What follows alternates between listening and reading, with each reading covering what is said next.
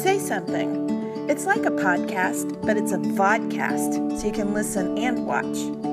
It's like news talk or sports talk, but it's life talk, so we can walk the road together.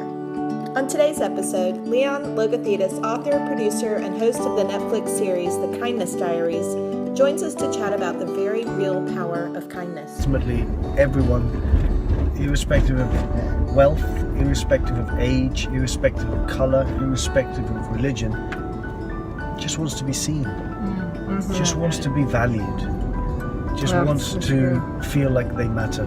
That's exactly right. And that's really what it's all about. Thanks for joining the conversation. Here we go. Okay, so here's your choice. Yeah, you don't have to wear it though. Oh, it's awesome. I love it. I'll wear it. Have you been to Chick-fil-A before? I have. Do you like Chick-fil-A? Yeah, it's fine. Leon Logothetis is a global adventurer, motivational speaker, and a philanthropist. It wasn't always that way. He used to be a broker in the city of London where he felt uninspired and chronically depressed. He gave it all up for a life on the road where one adventure was fueled solely on the kindness of strangers. Do you want to know anything about us? Not really. What inspires you to be kind? What inspires me to be kind?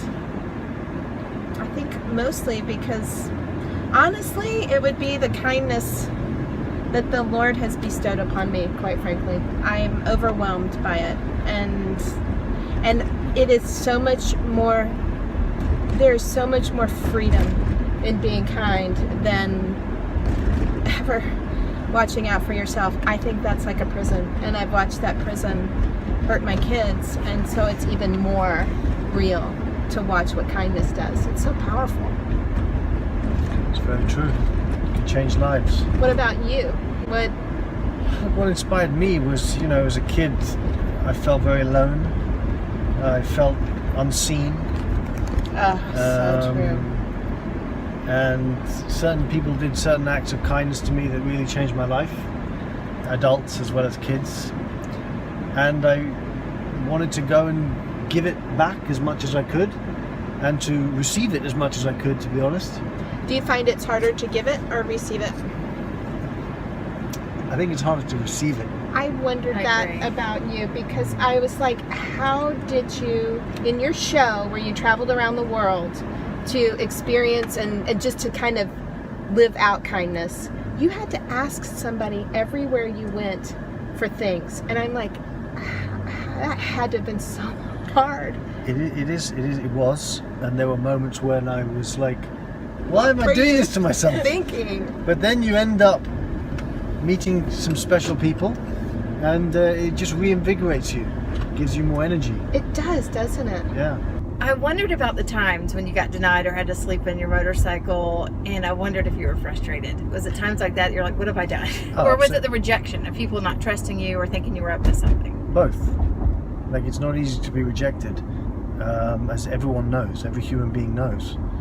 And it isn't. Yeah, when you go out into the world and you put yourself out there, you're always ultimately going to get rejected. But when you put yourself out there, magic happens, and this moment is magic. I mean, we don't know each other, but we do know each other. Your kindness is very much appreciated on a heart level, and that's really why I pretty much say yes to everything, because you never know who you're going to meet, and you never know. And each person you meet, you can give something back, but also you receive a lot. Yes. I receive a lot when people come from their hearts, and when they come from a place of love. It's a beautiful, beautiful thing. How did it feel as you watched this? We watched the show, and Larson knows. We've got little Larson here, and she knows, she wasn't crying like Mom was, but they definitely saw there was a theme and a thread going through that probably was hard to experience and magical, like you said. For us, we were watching and crying, going, whoa. Like, you couldn't have seen that coming. Like, the people that ended up saying yes and who you ended up extending the kindness to, it was unbelievable. And I think that's what's having so many people watch and share it and talk about it on Facebook, and why it's probably growing even now. So how was that to be a part of that and watch it and experience it? It's an amazing thing. It's an amazing thing to go out into the world and to connect with people. And it's an amazing thing to receive love from people. And it's an amazing thing to be connected to something that's far greater than ourselves. And for me, when you're connected to people, you're connected to a wonderful energy that is healing. And for me, personally, I needed to be healed. And I used going out into the world and meeting people and coming from my heart and allowing others to come from their heart to heal me. And now I choose to do my best to heal others as much as I can. Who of all the people would you say that one stuck on you more than another? Would that be fair? Yes, Tony. Tony's the homeless chap. Yes. Yeah. I mean, because he was someone who He gave from absolutely nothing. He had nothing. Exactly. When he came out with the underwear, here's your battery cake. Oh, I need to plug in. When he walked up with, the 1 or 2 pairs of clean underwear, I just thought, oh my word, here's a guy with literally almost nothing. But that's it. I know. So how did you, that would be so hard to receive, but it was so important to receive it because it gave him dignity in giving it to you. Exactly. It made him a person where he felt so unseen, you saw him. Yes. I think we both saw each other in that moment. Was there a place that really stuck with you as far as the countries you visited? Yeah, Bhutan. There's a place that has gross national happiness, where they determine the success of the country by the happiness of the people. How do they measure that? I was just about to tell you that I have no idea. Okay. But what I will tell you is that the people that I met were just so beautiful in like on a soul level. So wonderful, so kind. I'm not saying everyone in Bhutan was like that. I'm saying that everyone I met in Bhutan was like that. And so, going back to when you began this adventure, you knew that kindness meant a lot to you just from your own personal childhood experience with it. What compelled you to actually quit and go kindness for around the world? So I'd always loved adventure. And I know what it's like to be in pain, as many people do, but I really know what it's like. And I wanted to create a show or a life whereby I went out into the world and had adventures, whilst also giving back and also receiving. Yeah. Because I receive a tremendous amount. I receive a tremendous amount today from sharing with those kids. And it only works for me if they receive as well, because otherwise there's no point. Right, so explain that. Well, look, I remember when I was 15, I went into an auditorium and I listened to a lady who gave a speech about her son. Unfortunately, he died in the Black Hawk Down incident. Wow. But the speech wasn't about his death, it was about his life. And it was about how everyone can go out and make a difference, and everyone can go out and live from their hearts and really make a difference. And then that speech changed me. And you were 15, so were you a sophomore? Yeah, I was a sophomore. Okay. I was first year of sophomore. And it changed everything. Yeah, look, it didn't change everything, but Okay. I had that moment that I never forgot. Right. It was like, wow, I can actually live a great life. Yeah. So I thought to myself, well, if that lady can inspire me, and she's passionate about what she's sharing, then if I became passionate about what I was sharing, then maybe I could inspire someone else. And if there was one person in that auditorium who felt the same way that I did when I listened to that speech from that lady, then it's a beautiful thing. Yeah, because then it multiplies, you're right. Yeah. One thing I've noticed about you and the shows, and I think that a lot of people would say, well, I'm just not that way. Either I'm not good at that or I'm not a good conversationalist. And one thing you do better than a lot of people I see is you listen. And you did a lot more listening than most people would think.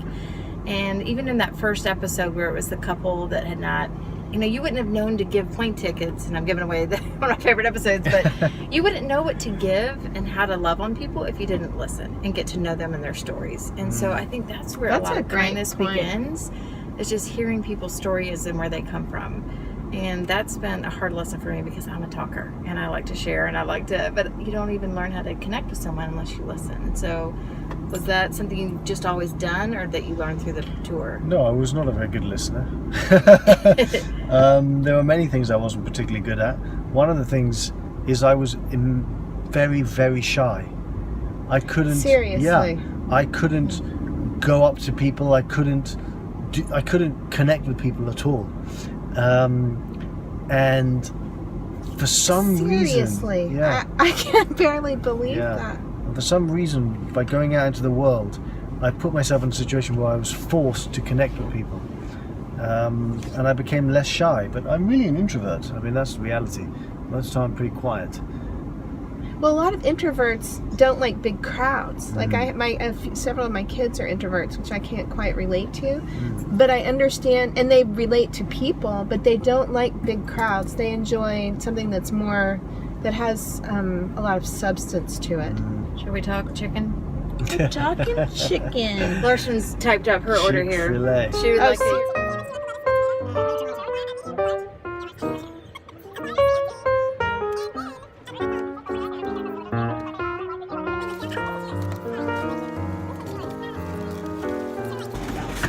Thank you. No, that's Okay, so tell us a little bit about your books. So yeah, the Kindness Diaries is basically the backstory of the Netflix show. Me travelling around the world on the yellow motorbike. And the Live, Love, Explore book is my way of helping people to believe in themselves and to believe that they can go out and live their greatest life. Many people taught me many profound lessons on my journeys, and I share those profound lessons with others. Would you share a couple right here? If you had to go, here are like the top 2 or 3 kind of lessons that would help inform you to live a productive and joy-filled life. Sure, I'd say one of them is to share whatever your big dream may be with at least one other person. Like to tell them what the big dream is. Yeah, this is my big dream. I want to be a journalist, whatever. Because sometimes when you let it out and you share it with people, it becomes real. As opposed to just sitting in the back of our minds and being a fantasy. Another thing I would say is to take risks. You don't have to take massive risks, or you can do those if you want. You can take a small risk each day to get closer to that big dream. Whether or not it's, let's say sometimes I share with people that, let's say you want to be a baker. Okay. But you don't, you have 5 kids, you have a mortgage, you have a husband, and you feel to yourself you can never be a baker. I would say go to Barnes & Nobles or to the library, get a book on baking and start reading it every day.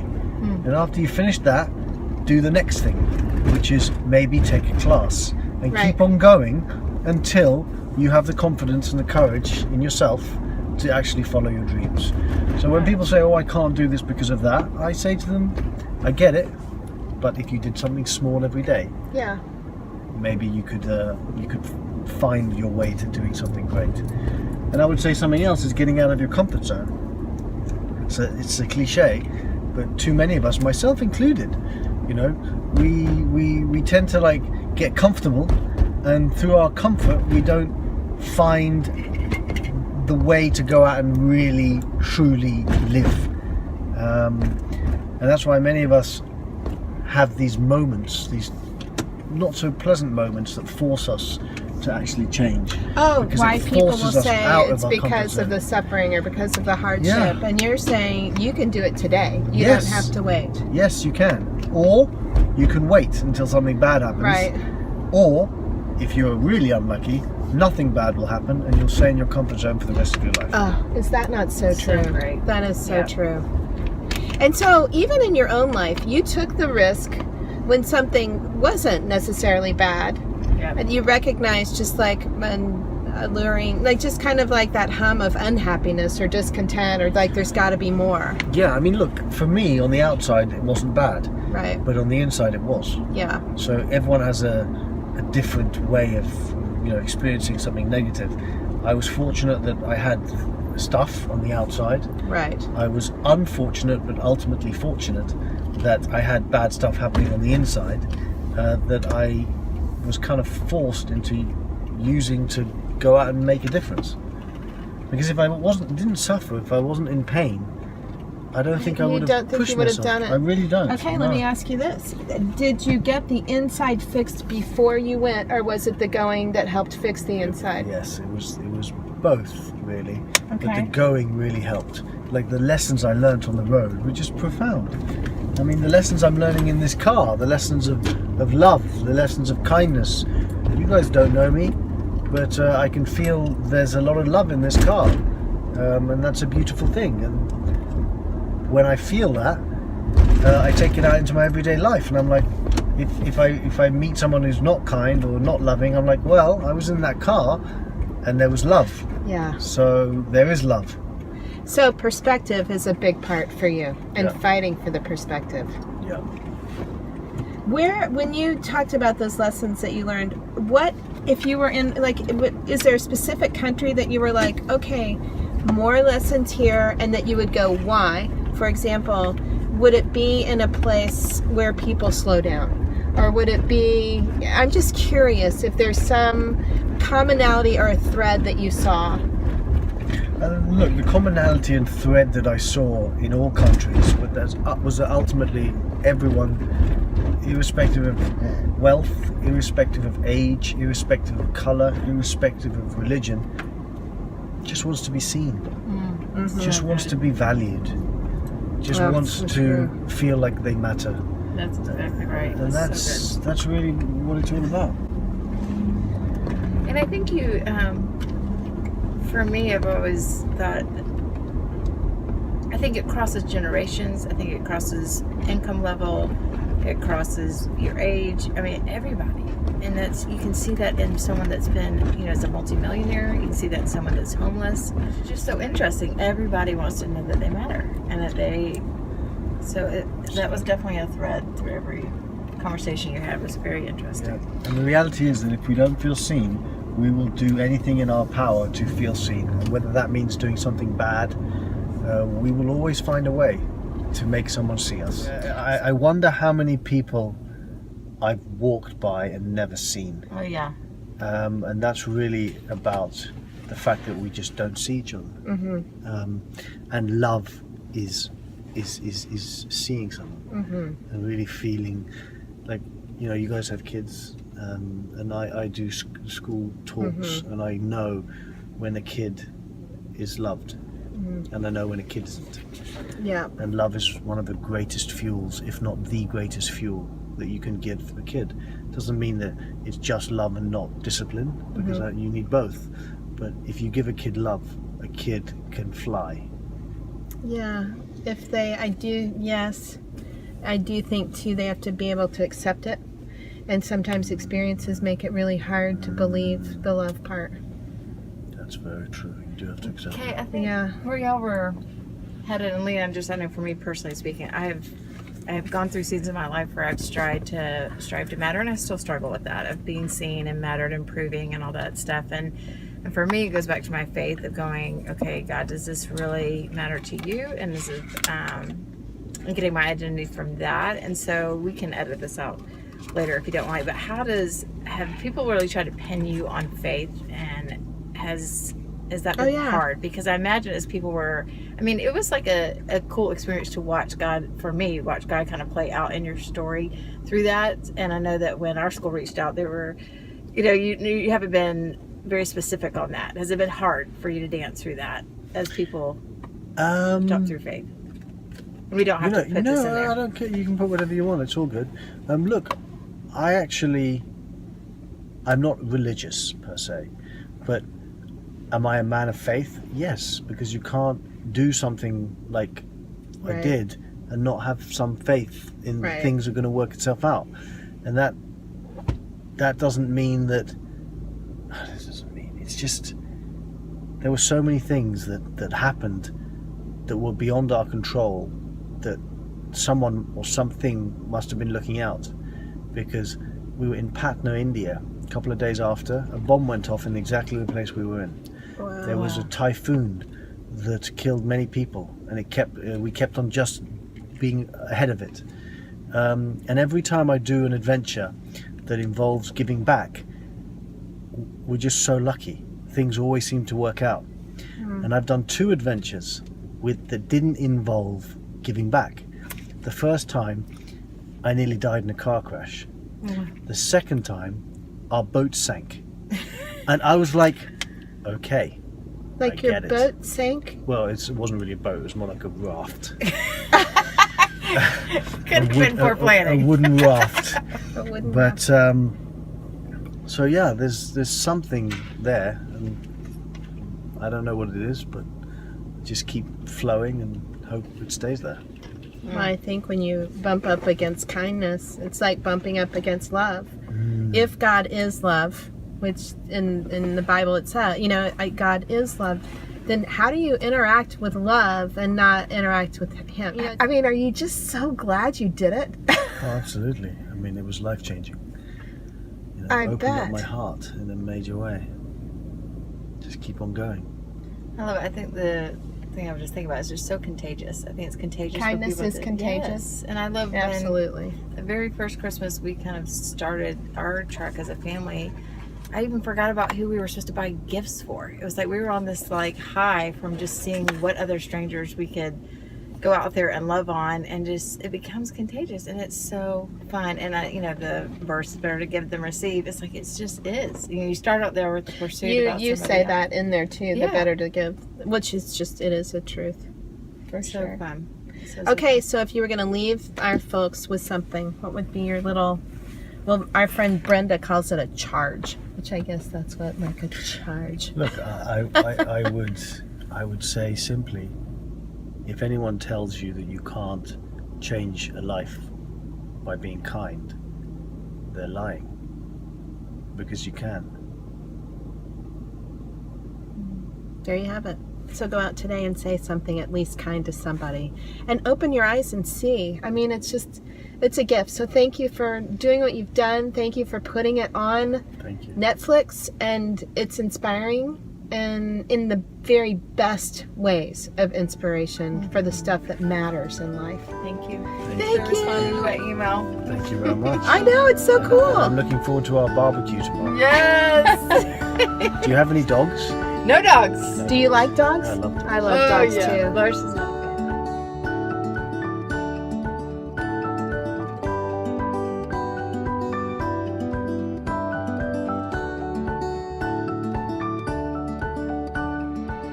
My name is Leon. I'm about to embark on an epic journey.